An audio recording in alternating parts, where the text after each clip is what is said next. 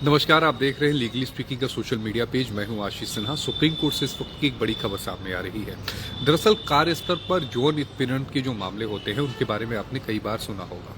उसको लेकर supreme court का एक फैसला भी था विशाखा वाले मामले में, जिसमें विशाखा गाइडलाइन लागू करने के लिए सुप्रीम कोर्ट ने सभी जितने भी ऑर्गेनाइजेशन है उसमें कहा था कि अगर यौन उत्पीड़न के कोई मामले आते हैं, यानी अगर कोई महिला कर्मचारी यौन उत्पीड़न का आरोप लगाती है तो उसके लिए एक कमेटी बनाई जाए और वो जो कमेटी हो वो इंक्वायरी करे और उसके बाद जिस मामले को पुलिस को हैंड ओवर कर दिया जाए अगर दोषी पाया जाता है तो।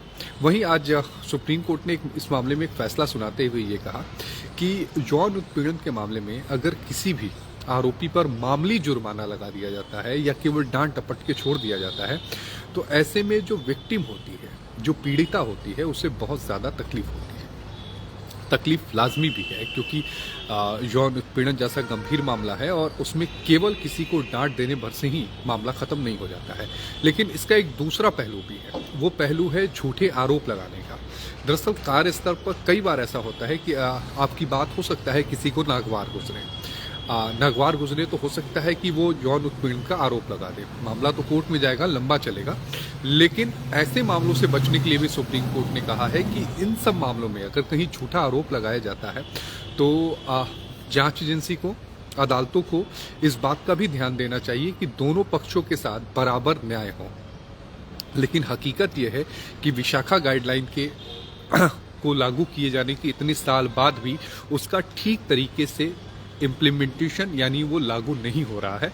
और यही बात है कि सुप्रीम कोर्ट को अपने फैसले में इस बात का जिक्र करना पड़ा है और ये कहना पड़ा है कि अगर किसी भी यौन उत्पीड़न की जो पीड़िता है, अगर उसके आरोपी को केवल डांट के छोड़ दिया जाता है या जुर्माना लगा के छोड़ दिया जाता है तो उसे तकलीफ होगी, उसे दर्द होगी।